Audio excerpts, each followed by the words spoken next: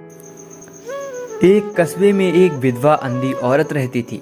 उसका एक बेटा था जिसके पालन पोषण की सारी जिम्मेदारी उसके कंधों पर थी।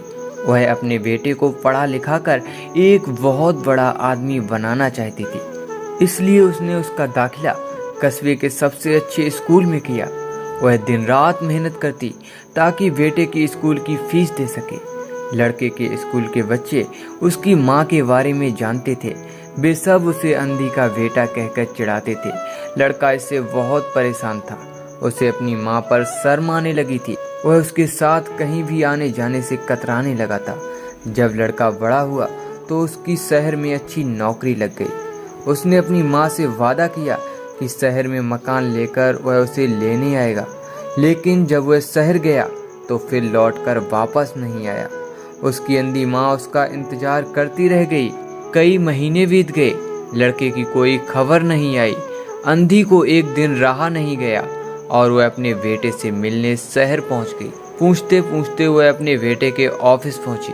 वहां सिक्योरिटी गार्ड ने उसे रोक दिया। अंधी औरत ने गार्ड को अपने बेटे का नाम बताया और बोली कि उससे जाकर कह दो कि गांव से कोई मिलने आया है। गार्ड ने जाकर उसके बेटे को बताया। बेटे ने ऑफिस की खिड़की से देखा तो उसे अपनी माँ गेट के बाहर खड़ी नजर आई। वह ऑफिस में सबके सामने अपनी माँ की वजह से शर्मिंदा नहीं होना चाहता था। उसने कहला दिया कि वह ऑफिस में नहीं है। अंधी औरत वहां से चली गई। शाम को वह लड़का ऑफिस से घर जाने के लिए निकला। रास्ते में एक जगह काफी भीड़ जमा थी। वह अपनी गाड़ी रोककर भीड़ के पास पहुंचा तो बीच सड़क में अपनी माँ को मरा पाया। उसके हाथ में एक चिट्ठी थी जिसमें लिखा था, बेटा, बड़े दिन हो गए थे, तेरी कोई खबर नहीं मिली। चिंता हो रही थी, इसलिए तुझसे मिलने चली आई। तू तो अब बड़ा आदमी बन गया है। तुझसे मिलना अब शायद मुझ गरीब की किस्मत में नहीं, लेकिन मैं बहुत खुश हूँ तेरे लिए। तूने अपना ही नहीं, मेरा सपना भी पूरा किया है। मलाल है कि तेरी तरक्की देख नहीं सकती।